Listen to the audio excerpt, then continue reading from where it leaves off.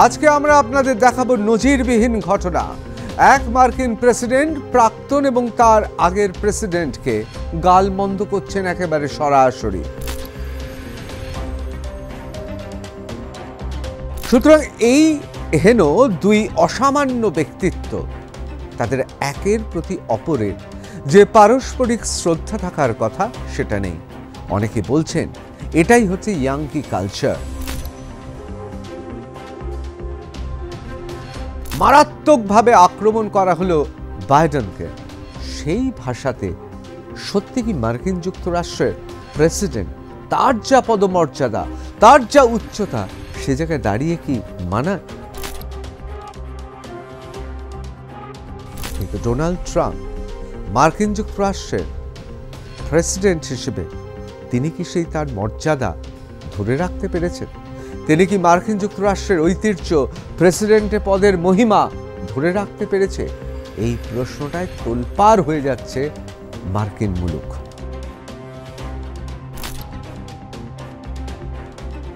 Biden বনাম Trump বা Trump বনাম বাইডেন। আমি ঋতব্রত ভট্টাচার্য, শুরু করছি রণক্ষেত্র।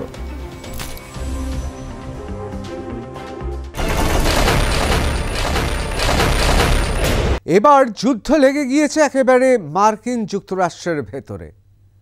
একদিকে রিপাবলিকানদের প্রেসিডেন্ট ডোনাল্ড ট্রাম্প, আর অন্যদিকে জো বাইডেন অর্থাৎ ডেমোক্র্যাটদের পূর্বতন প্রাক্তন প্রেসিডেন্ট।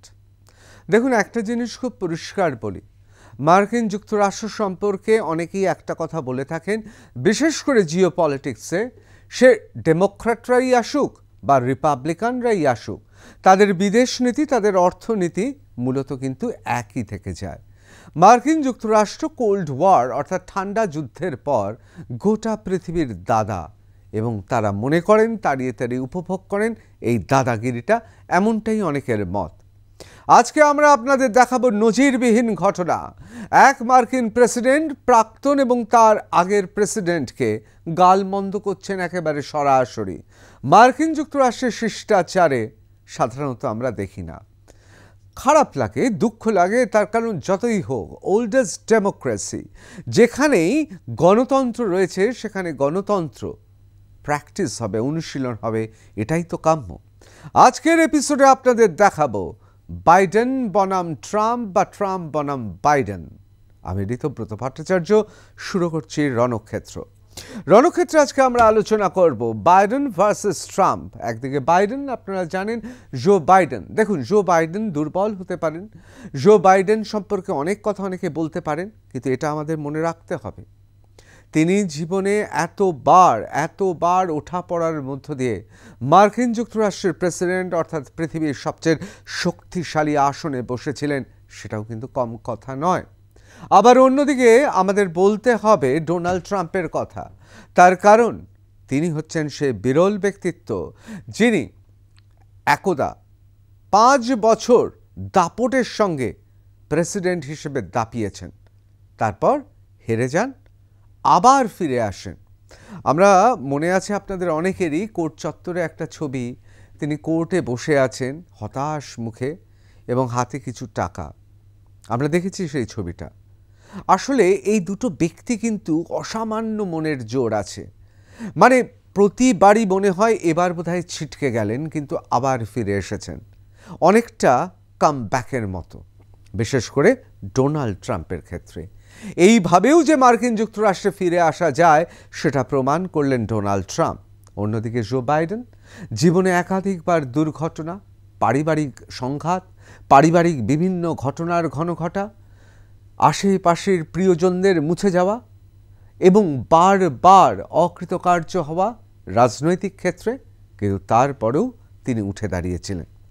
সুতরাং এই হেন দুই অসামান্য ব্যক্তিত্ব, তাদের একের প্রতি অপরের যে পারস্পরিক শ্রদ্ধা থাকার কথা সেটা নেই। অনেকে বলছেন এটাই হচ্ছে ইয়াঙ্কি কালচার, অর্থাৎ মার্কিন যুক্তরাষ্ট্রে এখন এটাই চলছে, এটাই সংস্কৃতি। সত্যি কি তাই? না। আমি মার্কিন যুক্তরাষ্ট্রে বিভিন্ন প্রতিষ্ঠানে আমার সুযোগ হয়েছে যে সেখানে যাওয়ার, পড়াশোনা করার। আমি দেখেছি মার্কিন যুক্তরাষ্ট্রের মানুষ যারা প্রকৃত জ্ঞানী, যারা অত্যন্ত বিদগ্ধ মানুষ, তারা কিন্তু সহজ সরল আমার আপনার মতোই। আমি দেখেছি মার্কিন যুক্তরাষ্ট্র এমন একটা দেশ যেই দেশে গণতন্ত্র সত্যিকারের পালিত হয়। কেন বলছি জানেন? ভাবুন, অধ্যাপক নোয়াম চমস্কি গোটা পৃথিবী জানে মার্কিন যুক্তরাষ্ট্রের অর্থনীতি, বিদেশ নীতি, তার সংস্কৃতি এবং তার খাদ্যাভ্যাস থেকে শুরু করে বিভিন্ন ক্ষেত্রে তিনি কট্টর সমালোচক। অনেকে মনে করেন নোয়াম চমস্কি বামপন্থার নয়া মুখ। মার্ক্সের পর যারা যারা বামপন্থা অবলম্বন করে দার্শনিক কথাবার্তা বলেছেন, যা তাদের গভীর জ্ঞানের পরিচায়ক, তাদের মধ্যে নোয়াম চমস্কি অন্যতম। অথচ দেখুন, মার্কিন যুক্তরাষ্ট্র অর্থাৎ ধনতন্ত্রের মক্কায় ইউনিভার্সিটি, বিশ্ববিদ্যালয় চত্বরে নোয়াম চমস্কির মতো এত সেলিব্রেটেড, উদযাপিত ব্যক্তিত্ব আর কেই বা আছে? সুতরাং মার্কিন যুক্তরাষ্ট্র আপনাকে সেই সুযোগ দেয়, মার্কিন যুক্তরাষ্ট্রকে, অর্থাৎ তার নিজের দেশকেও বিভিন্ন যুক্তিতে, শাণিত বুদ্ধিতে আপনি তাকে আঘাত করতে পারেন। মার্কিন যুক্তরাষ্ট্রেও সেই ধরনের মানুষরা আছেন যারা মনে করেন গণতন্ত্রে বিতর্ক অত্যন্ত স্বাস্থ্যকর। মার্কিন যুক্তরাষ্ট্রে আমি একাধিক লেখক, সাহিত্যিক, চলচ্চিত্রকারের কথা বলতে পারি যারা মার্কিন যুক্তরাষ্ট্রে কে শাসক তার রক্তচক্ষুর দিকে তাকে তাকাতে হয় না। তার কারণ সেখানে উদার সাংস্কৃতিক পরিবেশ আছে। আমি একের পর এক নাম করতে পারি, মাইকেল মুর থেকে শুরু করে আমি স্টিভেন স্পিলবার্গের নাম বলতে পারি, আমি নোয়াম চমস্কি থেকে শুরু করে আমি পল রবসনের কথা বলতে পারি। একের পর এক ব্যক্তিত্ব আছে। আমি তো কবি, সাহিত্যিক, তাদের কথা তো ছেড়েই দিলাম। মার্কিন যুক্তরাষ্ট্রে আব্রাহাম লিঙ্কন থেকে শুরু করে বিভিন্ন সময় বিভিন্ন প্রেসিডেন্ট, তারা গণতন্ত্রের জন্য তারা আত্মত্যাগ করেছে। ওয়াটারগেট কেলেঙ্কারিতে কি হয়েছিল? শুধুমাত্র কেলেঙ্কারির কথা উঠেছিল, তাতেই পদত্যাগ করে দিয়েছিলেন। অর্থাৎ মার্কিন যুক্তরাষ্ট্রে মানে আপনি আব্রাহাম লিঙ্কন থেকে শুরু করে নিক্সন পর্যন্ত, এমনকি রোনাল্ড রেগন পর্যন্ত, বা জর্জ বুশেরা, বা বিল ক্লিন্টন, বা আপনি যদি ওবামাকে দেখেন, আপনি কি দেখবেন? যে মার্কিন যুক্তরাষ্ট্রের প্রেসিডেন্ট তিনি রিপাবলিক বা তিনি ডেমোক্রেট, যাদের দিকেই হোক না কেন, তিনি একটা শিষ্টাচারের মধ্য দিয়ে এগিয়ে যায়। কিন্তু অনেকেই বলছেন গত 10-15 বছরে মার্কিন যুক্তরাষ্ট্রে একটা বিরাট পরিবর্তন এসছে। গ্রেট আমেরিকান ড্রিমের কথা বলা হয়, অর্থাৎ সেই সুবিশাল মহান মার্কিনী স্বপ্নের কথা বলা হয়, কিন্তু সেই শিষ্টাচার ক্রমশ হারিয়ে যাচ্ছে। সত্যি কি তাই? আজকে এ নিয়ে বিস্তারিত আলোচনা করব। একদিকে বাইডেন, অন্যদিকে ডোনাল্ড ট্রাম্প। প্রথমেই দেখে নিই যে ডোনাল্ড ট্রাম্প কি এমন বললেন যে কারণে গোটা পৃথিবী জুড়ে গেল রব উঠেছে। হিন্দুস্তান টাইমসের রিপোর্টিং থেকে আমি পড়ছি, Trump says son of a, B দিয়ে শুরু, এইচ দিয়ে শেষ। আপনারা সবাই জানেন কি বলতে চাইছেন। On mic at dinner event, watch whom he insulted, USA President Biden. At the American Cornerstone Institute Founders Dinner, দেখুন এই কর্নারস্টোন ইনস্টিটিউট ফাউন্ডার্স ডিনার অত্যন্ত পৃথিবীতে এমন একটা ফাউন্ডেশন, এই ডিনার অত্যন্ত সম্মানজনক ডিনার। সেই ডিনারে পৃথিবী কোন পথে যাবে, পৃথিবীতে আমরা ওয়েলফেয়ার বা মানব কল্যাণ কোন পথে এগোবে, এ নিয়ে আলোচনা হয়। অত্যন্ত প্রেস্টিজিয়াস সম্মানীয় ব্যক্তিত্বরা থাকেন, সেইখানে একটা ডিনার আয়োজন করা হয়। President Trump launched a blistering attack on President Biden, calling him always a mean guy but never a smart guy, a stupid guy. এই যে ডিনারটা খুব গুরুত্বপূর্ণ। মার্কিন যুক্তরাষ্ট্রে এই সমস্ত ফাউন্ডেশনের ডিনারগুলো খুব গুরুত্বপূর্ণ। এই ডিনার থেকেই তো বিভিন্ন জায়গায় বিভিন্ন লবিস্ট যারা, তারা চেষ্টা করে সেই ফাউন্ডেশনের যারা অর্থ সংগ্রহ করে তারা তাদের কর্মসূচিগুলোকে পালন করতে পারে, বাস্তবায়িত করতে পারে। এই রকম একটা ডিনারের আয়োজন করা হয়, তার কারণ হচ্ছে সেখানে লবিস্ট, স্পন্সর থেকে শুরু করে যারা ওয়েল উইশার অর্থাৎ যারা শুভ চান এই ফাউন্ডেশনের, তারা জড়ো হন এবং এই ফাউন্ডেশনের অক্সিজেন নিয়ে আগামী দিনগুলো ফাউন্ডেশন কাজ করবে। সেই ডিনারে গিয়ে তিনি কি বললেন? তিনি বললেন প্রেসিডেন্ট বাইডেনকে, অর্থাৎ প্রাক্তন মার্কিন যুক্তরাষ্ট্রের প্রেসিডেন্ট জো বাইডেনকে বললেন, always a mean guy but never a smart guy, a stupid guy. তিনি একদিকে মিন বললেন, অর্থাৎ নিচু বললেন, নিচু মানসিকতা বা সংকীর্ণ মনা। তিনি আবার বলছেন যে কোনোদিনই সে খুব একটা স্বতঃস্ফূর্ত সাবলীল নয়, অর্থাৎ স্মার্ট নয়, আ স্টুপিড গাই, একজন বোকা মানুষ।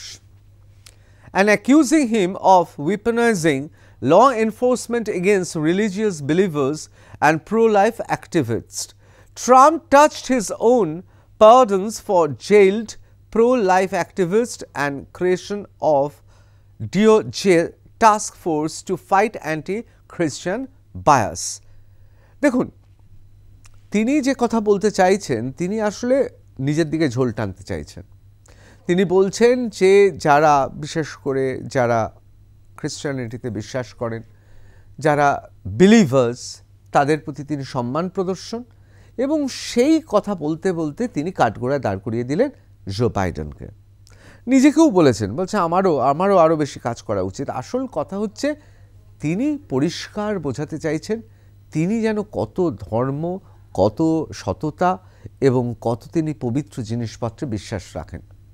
এতেও আপত্তি ছিল না, কিন্তু আঁক বাড়িয়ে তিনি আক্রমণ করে ফেললেন প্রাক্তন, অর্থাৎ তার আগের পূর্বতন মার্কিন প্রেসিডেন্ট জো বাইডেনকে, এবং তাকে জাতা বললেন। বলছেন অলওয়েজ আ মিন, সবসময় হচ্ছে সংকীর্ণ মনা, নেভার আ স্মার্ট গাই, কোনোদিনই স্মার্ট ছিল না, আ স্টুপিড গাই, অর্থাৎ একটা বোকা মানুষ, বোকা লোক। He credited his administration for restoring religion and values. তিনি নিজের প্রশাসনকে ধন্যবাদ জানিয়েছেন, সেখানে আসলে নিজের ঢাক পিটিয়েছেন। তিনি বলছেন দেখো আমরা রিলিজিয়াস অর্থাৎ ধর্মীয় এবং মূল্যবোধকে আমরা কত গুরুত্ব দিই। Pushing for school choice and supporting parents' right, Trump contrasted his action with what he sees as a hostile and oppressive approach under Biden, urging attendees not to feel sorry for his political rival, characterizing Biden as a bad guy. এই কথা বলতে গিয়ে তিনি কি করলেন? দেখুন, আপনারা সবাই জানেন বড় হওয়ার দুটো উপায় আছে। এক, আপনি নিজে বড় হয়ে যান, তত্তরিয়ে দেবদারু গাছের মতো বড় হয়ে যান। ওর পাশে যদি একটা ছোট্ট পুরনো একটা বুশ গাছ থাকে, সে তো বড় হতে পারছে না, সে তো তার মতো করে বড় হবে। তখন সে কি করতে পারে? সে দেবদারু গাছটাকে কেটে ছোট করে দিতে পারে। সোজা হিসেব। বাইডেনের সঙ্গে ডোনাল্ড ট্রাম্প একই ঘটনা ঘটাচ্ছেন। কেন বলছি? তার কারণ হচ্ছে তিনি নিজেকে বড় করছেন, কিন্তু কোথাও মনে হচ্ছে, কোথাও তার আত্মবিশ্বাসে চিড় খেয়ে গেছে, না আমাকে বোধহয় অতটা মহান কেউ ভাবছে না, সেই জন্য তিনি বাইডেনকে ছোট করছেন। দেখুন, এই ধরনের ব্যক্তিরা কিন্তু হয়তো সাময়িকভাবে হাততালি পান, কিন্তু মানুষের মনে তারা কি সত্যি কোনো জায়গা পান? এই প্রশ্নটা অবশ্যই গণতন্ত্রের একটা বড় প্রশ্ন। এবার চলে আসি, Donald Trump calls Joe Biden stupid, mean and fat guy, resorts to curse words. US President Donald Trump took aim at Joe Biden. দেখুন, ইন্ডিয়া টিভি পরিষ্কার লিখছে ইউএস প্রেসিডেন্ট ডোনাল্ড ট্রাম্প আসলে কি করছেন, তিনি নিশানা করছেন। কাকে নিশানা করছেন? জো বাইডেনকে নিশানা করছেন। Using sharp language to criticize his character, Trump referred Biden as a stupid, mean and fat guy, continuing his long-standing tradition of making aggressive, no-holds-barred comments about the former president. Biden was always a mean son of a B দিয়ে শুরু, CH দিয়ে শেষ, আপনারা বুঝে নিন। Trump said, pausing to let crowd react before adding, not working out too well for him right now, so when you start feeling sorry for him, remember he is a bad guy. Trump, known for his blunt rhetoric, claimed Biden had never been a smart guy but had always been mean. আসলে কি জানেন তো, Joe Biden দেখুন তার তো দোষ থাকতেই পারে, তার নীতি সমর্থন নাও করতে পারেন, স্বাভাবিক। রিপাবলিকান ডেমোক্রেটদের তো লড়াই থাকবেই, লড়াই থাকবে রাজনীতিতে, লড়াই থাকবে ব্যক্তিত্বে, লড়াই থাকবে একের কাজের সঙ্গে অপরের কাজ, লড়াই থাকবে যাকে রাশিয়ানরা বলতেন বলশেভিক, অর্থাৎ একটা বলশেভিক কম্পিটিশন। অর্থাৎ এসো আমরা কে ভালো কাজ করতে পারি, তুমি ভালো কাজ করেছো, ঠিক আছে দেখছি আমি তোমার থেকেও ভালো কাজ করব। এটা তো থাকতেই পারে, তাতে কিন্তু কোনো প্রশ্ন নেই। কিন্তু প্রশ্নটা হচ্ছে যে ভাষায় মারাত্মকভাবে আক্রমণ করা হলো বাইডেনকে, সেই ভাষাতে সত্যি কি মার্কিন যুক্তরাষ্ট্রের প্রেসিডেন্ট, তার যা পদমর্যাদা, তার যা উচ্চতা, সে জায়গায় দাঁড়িয়ে কি মানায়? মার্কিন যুক্তরাষ্ট্রে জানেন তো একটা অদ্ভুত সৌজন্য থাকে। কী রকম সৌজন্যতা? ধরুন কোনো প্রেসিডেন্ট মারা গিয়েছেন, তখন কিন্তু সমস্ত দলের সমস্ত প্রেসিডেন্ট, প্রাক্তন প্রেসিডেন্ট যারা, তারা সবাই যান। এই তো কয়েকদিন আগেও তো আমরা একই ঘটনা দেখলাম। আসলে কেন? তার কারণটা হচ্ছে মার্কিন যুক্তরাষ্ট্রে যারা প্রেসিডেন্ট হয়ে যান তারা তো গোটা দেশের, তখন তো শুধুমাত্র তারা একটা পার্টির নয়।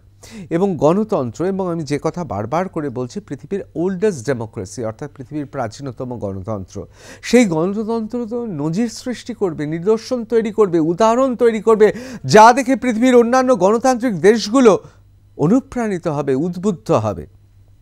কিন্তু ডোনাল্ড ট্রাম্প মার্কিন যুক্তরাষ্ট্রের প্রেসিডেন্ট হিসেবে তিনি কি সেই তার মর্যাদা ধরে রাখতে পেরেছেন? তিনি কি মার্কিন যুক্তরাষ্ট্রের ঐতিহ্য, প্রেসিডেন্টের পদের মহিমা ধরে রাখতে পেরেছে? এই প্রশ্নটায় তোলপাড় হয়ে যাচ্ছে মার্কিন মুলুক। আমি আসি, এর পরের অংশটা দেখাই, আরও স্পষ্ট হবে।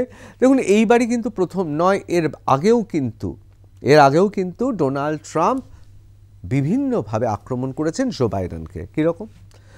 His mean and stupid guy Donald Trump launches scratching attack at Joe Biden. Donald Trump took a swap at Joe Biden, calling him a mean and stupid guy, যেটা আমরা পড়িয়েছি, in a video also shared in X handle of Trump Truth Social. শুধুমাত্র মন্তব্য করেছেন তা নয়, তিনি কিন্তু সেটা আবার সোশ্যাল মিডিয়াতে, অর্থাৎ সামাজিক মাধ্যমে সেটাকে কিন্তু ভাসিয়ে দিয়েছেন। অর্থাৎ তিনি চান এটা প্রচার হোক। এটা নয় যে ডোনাল্ড ট্রাম্প মুখ ফুসকে বলে ফেলেছে, তিনি চান এটা প্রচারিত হোক। সেই জন্যই তিনি শেয়ার করেছেন x handle of said Trump in a video, "This is not the first time Trump has launched an attack at his predecessor or called him stupid. Even during his rallies in 2024, Trump had used derogatory remarks to refer to Biden." দেখুন, এটা কিন্তু প্রথম নয়। 2024-এ একটি মিছিলে সেখানেও কিন্তু তিনি বাইডেনের সম্পর্কে অত্যন্ত রূঢ় ভাষায় কুরুচিকর মন্তব্য করেছিলেন। সুতরাং এটা কিন্তু প্রথম নয়।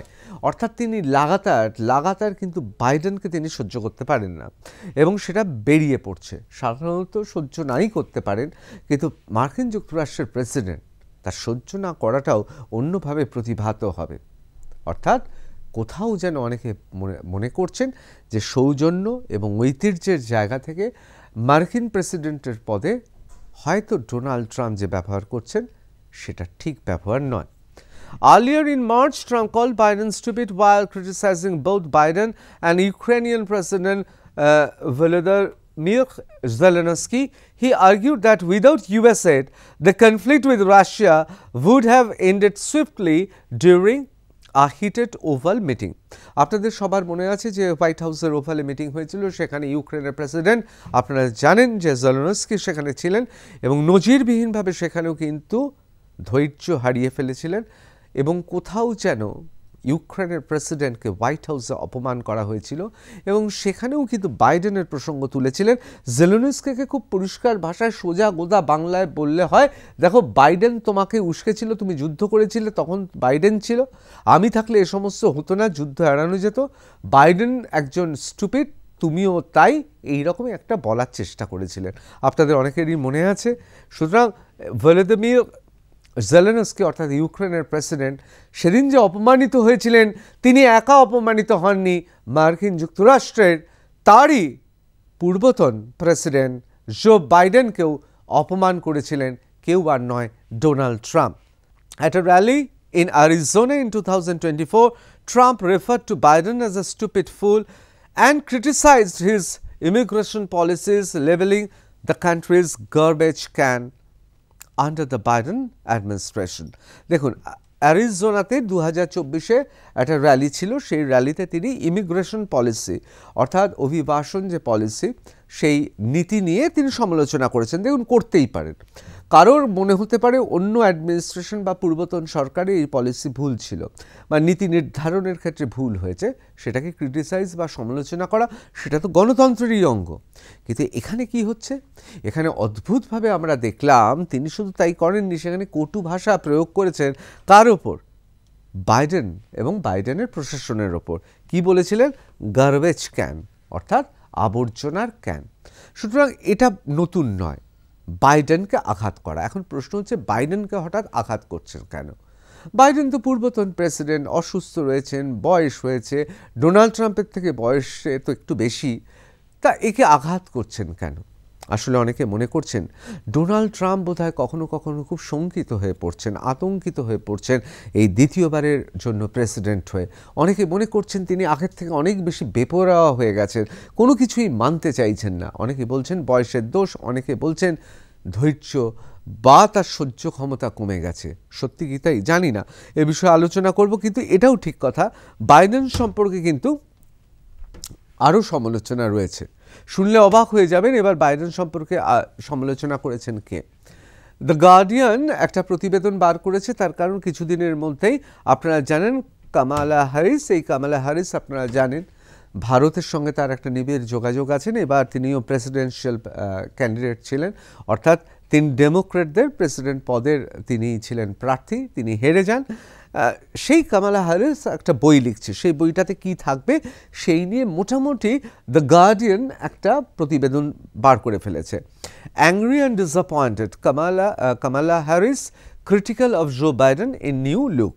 তিনি বলেছেন যে তিনি সন্তুষ্ট হননি, তিনি রেগে গিয়েছিলেন এবং জো বাইডেন সম্পর্কে এবং তার হিতাহিত শূন্য হয়ে অনেক সময় তিনি অনেক ঘটনা ঘটিয়েছেন, এগুলো রয়েছে বলে অনেকে মনে করছেন জল্পনা কল্পনা। দ্য গার্ডিয়ান পরিষ্কার লিখছে যে Kamala Harris revealed that she was angry and disappointed. তিনি রেগে যান এবং খুব অসন্তুষ্ট হয়েছিলেন when Joe Biden called her hours before her US presidential debate with Donald Trump to suggest powerful associates of Biden's brother refused to support her. ভাবুন, presidential স্পিচটা কিন্তু খুব গুরুত্বপূর্ণ মার্কিন যুক্তরাষ্ট্রের গণতন্ত্রে প্রেসিডেন্ট পদপ্রার্থী যারা, তারা একে অপরের সঙ্গে তারা বক্তৃতার যুদ্ধে রত হয় এবং যা দেখে পৃথিবীর ওল্ডেস্ট ডেমোক্রেসি অর্থাৎ মার্কিন যুক্তরাষ্ট্রের ভোটাররা ঠিক করে নেন যে তারা কাকে ভোট দেবেন। অর্থাৎ খুব গুরুত্বপূর্ণ, মানে ভোট গ্রহণ যতটা গুরুত্বপূর্ণ ঠিক ততটাই গুরুত্বপূর্ণ এই ডিবেটটা। এই ডিবেটে নামার আগে মানে এইরকম একটা পাওয়ারফুল ব্যাপার, মানে যেখানে আপনাকে বোঝাতে হবে আপনি গোটা দেশের ভার নিতে সক্ষম, আপনাকে বোঝাতে হবে যে আপনি মার্কিন যুক্তরাষ্ট্র যারা সাধারণ ভোটার তাদের স্বপ্ন দেখাবেন, আপনাকে বোঝাতে হবে দেশ আপনার ওপর, আপনার কাঁধের ওপর যদি দায়িত্ব দেয় তাহলে সেই দায়িত্ব আপনি এগিয়ে নিয়ে যেতে পারবেন। খুব গুরুত্বপূর্ণ, মানে প্রেসিডেন্সিয়াল ইলেকশন বা মার্কিন যুক্তরাষ্ট্রের প্রেসিডেন্ট পদের নির্বাচনের ক্ষেত্রে খুবই গুরুত্বপূর্ণ। ভোট গ্রহণ যতটা গুরুত্বপূর্ণ ঠিক ততটাই গুরুত্বপূর্ণ এই বক্তৃতা দেওয়ার আগেই ভাবুন সেই সময় মনের কি অবস্থা থাকে। জো বাইডেন ফোন করে বলছেন যে বাইডেনের যারা কাছের লোক ভাই তারা নাকি সমর্থন করবে না কামালা হ্যারিসকে। এই রকম কথা যদি নিজের পার্টির শুধু নয়, তিনি তখনও অবধি প্রেসিডেন্ট অফ ইউনাইটেড স্টেটস অর্থাৎ মার্কিন যুক্তরাষ্ট্রের প্রেসিডেন্ট, নিজের দলের সবচেয়ে বড় নেতা, তার কাছ থেকে যদি ফোন আসে প্রেসিডেন্ট পদপ্রার্থীর, তাহলে তার মনের অবস্থা কী? যা হওয়া তাই। তিনি অত্যন্ত রেগে গিয়েছিলেন এবং ডিসঅ্যাপয়েন্টেড হয়েছিলেন, অত্যন্ত অসন্তুষ্ট হয়েছিলেন। The former vice president and the Democratic nominee recounts the episode with other criticism of Biden in her campaign memoir 107 Days, obtained by The Guardian before its publication next week. দেখুন, আগামী সপ্তাহে এটা প্রকাশিত হবে, তার আগেই গার্ডিয়ান পত্রিকা মোটামুটি ইন্টারভিউ নিয়ে এবং বইয়ের মধ্যে কি আছে মোটামুটি বার করে ফেলেছে। অত্যন্ত গুরুত্বপূর্ণ, তার কারণ আপনারা সবাই জানেন কামালা হ্যারিস, জো বাইডেন তিনি নির্বাচন থেকে সরে দাঁড়ান এবং কামালা হ্যারিস ডেমোক্র্যাট পদপ্রার্থী হিসেবে দাঁড়িয়ে পড়েন। 107 দিন মোটে সময় পেয়েছিলেন ক্যাম্পেইন করার। এই 107 দিনের যে স্মৃতি, সেই স্মৃতির ওপরই রচিত এই বইতে জো বাইডেনের খুব গুরুত্বপূর্ণ ভূমিকা রয়েছে। তার কারণ তার আগে তার বস, তার কারণ তিনি তো তার আগে ভাইস প্রেসিডেন্ট ছিলেন এবং তখনও তিনি ভাইস প্রেসিডেন্ট, তার প্রেসিডেন্টের নাম জো বাইডেন, অর্থাৎ এক কথায় তার বস। কিন্তু তিনি কি করেছেন শুনলে মানুষ অবাক হয়ে যাচ্ছে। অর্থাৎ জো বাইডেন, কামালা হ্যারিস, তিনি যখনই প্রেসিডেন্সিয়াল ডিবেটে যাচ্ছেন তখন তাকে ফোন করে একটা দুঃসংবাদ শোনায়। এই দুঃসংবাদ শুধু দুঃসংবাদ নয়, এই দুঃসংবাদ এমন একটা দুঃসংবাদ যে আপনার মনোবলে চিড় খাইয়ে দেওয়ার জন্য যথেষ্ট। তাহলে কি জো বাইডেন, তার কি কাণ্ডজ্ঞান চলে গিয়েছিল? তিনি নিজের পার্টির প্রার্থীর এত বড় ক্ষতি করে দিলেন? এ কথাই লেখা রয়েছে সেখানে। Harris writes that in September she was in a hotel room in Philadelphia poised to take on Trump in potentially decisive debate. আমি ডিসিসিভ ডিবেট কেন বলছি, তার কারণ এই ডিবেট থেকে, এই বক্তৃতা থেকেই নির্ধারণ করা হয় বা নির্ধারিত হয়ে যায় কে হবে আগামী দিনে মার্কিন যুক্তরাষ্ট্রের প্রেসিডেন্ট। ঠিক সেই সময় তিনি ফিলাডেলফিয়ার একটি হোটেলে ছিলেন, তিনি তৈরি হচ্ছিলেন এই ডিবেটের জন্য। সেই সময় ফোন আসে। When then the president called to wish her good luck, তখন প্রেসিডেন্ট তাকে ফোন করে গুড লাক জানায়। স্বাভাবিক, এটাই সৌজন্য, এই অবধি ঠিক ছিল। and asked if she would be back in Philadelphia before the election. Harris wondered why Biden would ask such a non-sequitur. According to the book, he told her, my brother called, he has been talking to a group of real power brokers in Philly. He offered several names and asked if Harris knew them. She did not. দেখুন, এই সমস্ত কথাগুলো, অর্থাৎ আমি, আমার ভাই চেনে ওখানকার খুব শক্তিশালী লোকেদের, সেই সব লোকেদের তুমি চেনো নাকি, অবান্তর কথা বলেছে, মনোসংযোগে চিড় খাইয়ে দিয়েছে এবং তাতে অত্যন্ত রাগত এবং ডিসঅ্যাপয়েন্টেড, অর্থাৎ বিরক্ত কে? কামালা হ্যারিস, জো বাইডেনের ওপর। কিন্তু একবারের জন্য কিন্তু তিনি কোনো কটু কথা বলেননি। কটু কথা উচ্চারণ তো দূরের কথা, লেখা তো দূরের কথা, তিনি কোনোভাবে সেটা বলেননি। কিন্তু তিনি তার মনোভাব পোষণ করেছেন, তার খারাপ লেগেছেন, রেগে গিয়েছিলেন।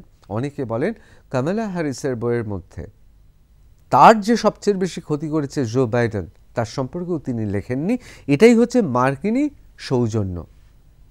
মার্কিনীরা এতটাই সৌজন্য এবং তার সঙ্গে সঙ্গে ভদ্রতাকে দাম দেয়, যেটা অনেকে বলছেন যে হারিয়ে ফেলেছেন ডোনাল্ড ট্রাম্প। এখন প্রশ্ন হচ্ছে, ডোনাল্ড ট্রাম্প কেন হারিয়ে ফেলেছেন? তাতে কি হয়েছে? তাতে কি ডোনাল্ড ট্রাম্পের ভোট কমে যাবে? অনেকে বলছেন ডোনাল্ড ট্রাম্প ধিক্কৃত হচ্ছেন খোদ মার্কিন যুক্তরাষ্ট্রে। অনেকে বলছেন তিনি বড় লোকের বখাটে ছেলের মতো আচরণ করছে। এমনকি ক্রিস জ্যাকসন, দেখুন ক্রিস জ্যাকসন কিন্তু খুব গুরুত্বপূর্ণ নাম, তার কারণ 16 বছর ধরে তিনি কিন্তু ইলেকটোরাল অফিসে রয়েছেন।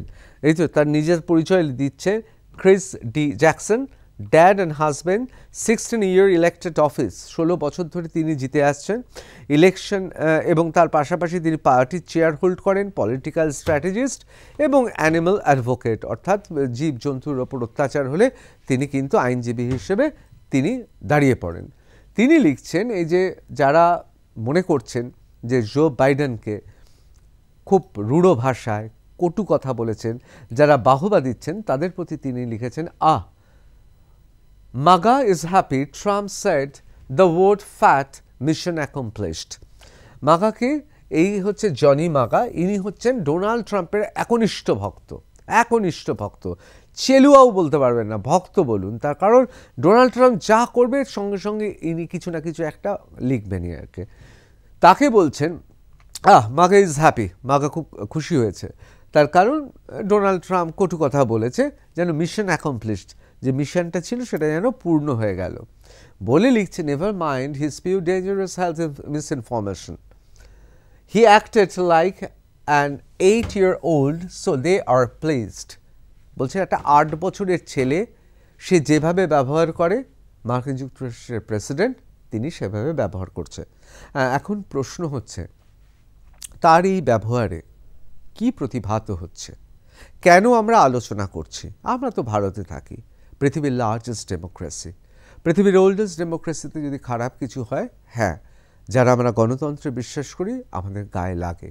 তার কারণ গণতন্ত্র মানে সভ্যতা, ভদ্রতা। গণতন্ত্র মানে এই ত্রুটি বিচ্যুতিগুলোকে কাটিয়ে উঠে গণতান্ত্রিকভাবে প্রত্যেককে সমান অধিকার দেওয়া, সুতরাং পৃথিবীর ওল্ডেস্ট ডেমোক্রেসি, প্রাচীনতম ডেমোক্রেসি বা গণতন্ত্রে যদি এই ধরনের ঘটনা ঘটে, অত্যন্ত দুঃখজনক গণতন্ত্রের পক্ষে এবং গোটা পৃথিবীর গণতন্ত্রের পক্ষে। 2, আপনারা জানেন চীন থেকে শুরু করে ভারতবর্ষ থেকে শুরু করে বিভিন্ন দেশের সঙ্গে বিবাদে জড়িয়ে পড়েছেন। যখন তখন ট্রেড ট্যারিফ চাপিয়ে দিচ্ছেন, নামিয়ে দিচ্ছেন, আবার বাড়িয়ে দিচ্ছেন, যা খুশি তাই করছেন। এবং আপনারা ভিসার ক্ষেত্রেও দেখেছেন কথায় কথায় সব পরিবর্তন হয়ে যাচ্ছে। আপনারা দেখেছেন সন্ত্রাসবাদী, ইসলামিক সন্ত্রাসবাদী পাকিস্তানকে কিভাবে ডোনাল্ড ট্রাম্প সমর্থন করছেন। এখন প্রশ্নটা হচ্ছে যে তাহলে কি ডোনাল্ড ট্রাম্প মার্কিন যুক্তরাষ্ট্রের প্রেসিডেন্ট হিসেবে অবশ্যই তার দেশ এবং গোটা দুনিয়ার ওপর তার যে দায়িত্ব ছিল সেই দায়িত্ব পালন করতে পারছেন না? তিনি কি মেজাজ হারিয়ে ফেলছেন? তিনি কি আসলে এই চেয়ারে বসার জন্য এখন তার ন্যূনতম যোগ্যতাগুলো হারিয়ে ফেলেছেন? অবশ্যই সময় উত্তর দেবে, আর উত্তর দেবে মার্কিন যুক্তরাষ্ট্রের সেই সমস্ত প্রাজ্ঞ মানুষেরা যারা যে কোনো মূল্যেই চোখের মণির মতো গণতন্ত্রকে রক্ষা করেন। আপনার মত কি? অবশ্যই জানাবেন।